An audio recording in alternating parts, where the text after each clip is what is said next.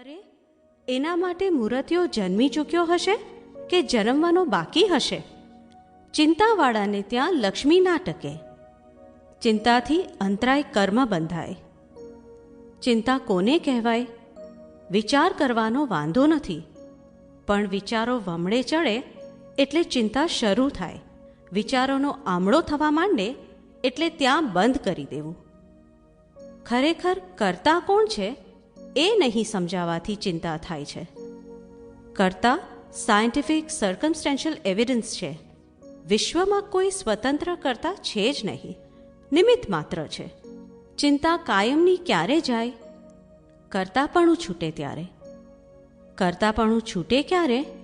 આત્મજ્ઞાન પામે ત્યારે. સંપાદકીય સમાપ્ત. જય સચ્ચિદાનંદ. દાદા ભગવાન પ્રરૂપિત પુસ્તક ચિંતાનું વાંચન. ચિંતા આવે ક્યાંથી?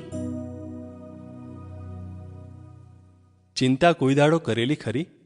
દાદા, ચિંતા તો માનવ સ્વભાવ છે, એટલે ચિંતા એક યા બીજા કોઈ સ્વરૂપે એ હોય જ. માણસનો સ્વભાવ કેવો છે કે પોતાને કોઈ ધોલ મારે એને સામે ધોલ મારે, પણ જોડે જોડે કોઈ સમજણવાળો હોય તો એ વિચાર કરે કે આ મારે કાયદો હાથમાં ન લેવો જોઈએ. કેટલાક લોકો કાયદો હાથમાંય લે. હવે આ ચિંતા કરવી એ કાયદો હાથમાં લેવા બરોબર છે. કાયદો હાથમાં લેવો ગુનો કહેવાય. ચિંતા કેમ કરાય માણસને? દરેક ભગવાન એમ કહીને ગયા કે કોઈ ચિંતા કરશો નહીં, બધું અમારે માથે જોખમદારી રાખજો. પણ એ બોલવું અને વ્યવહારમાં મૂકવું એની વચ્ચે બહુ જબરજસ્ત ફેર છે. ના, હું વ્યવહારમાં છોડવાનું નથી કહેતો, આ તો વિગત કહું છું. એમ કંઈ છૂટે નહીં ચિંતા, પણ આ ચિંતા એ નથી કરવાની, છતાં થઈ જાય છે બધાને. હવે આ ચિંતા થાય ત્યારે દવા શું ચોપડો છો? ચિંતાની દવા નથી આવતી? ચિંતા ત્યાં અનુભૂતિ ક્યાંથી? ચિંતાથી પર થવા માટે ભગવાનના આશીર્વાદ માંગીએ કે આમાંથી હું ક્યારે છૂટું. એટલા માટે ભગવાન ભગવાન કરીએ. એ માધ્યમથી આપણે આગળ વધવા માંગીએ છીએ, છતાં હજી મને મારા અંદર રહેલા ભગવાનની અનુભૂતિ થતી નથી. શી રીતે અનુભૂતિ થાય? ચિંતામાં અનુભૂતિ થાય નહીં ને. ચિંતા અને અનુભૂતિ બે સાથે ના હોય. ચિંતા બંધ થાય તો અનુભૂતિ થાય.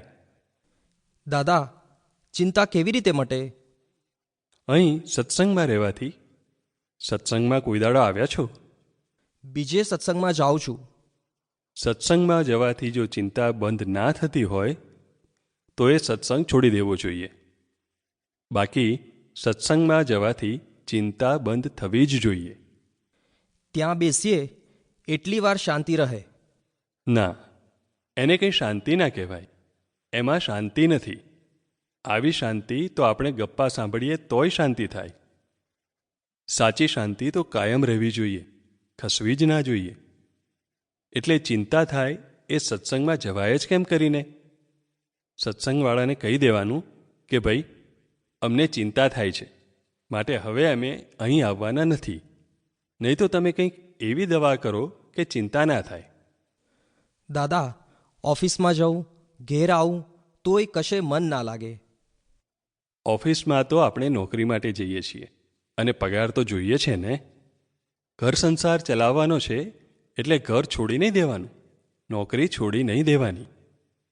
પણ ફક્ત જ્યાં આગળ ચિંતા મટે નહીં એ સત્સંગ છોડી દેવો. નવો બીજો સત્સંગ ખોળવો, ત્રીજા સત્સંગમાં જવું.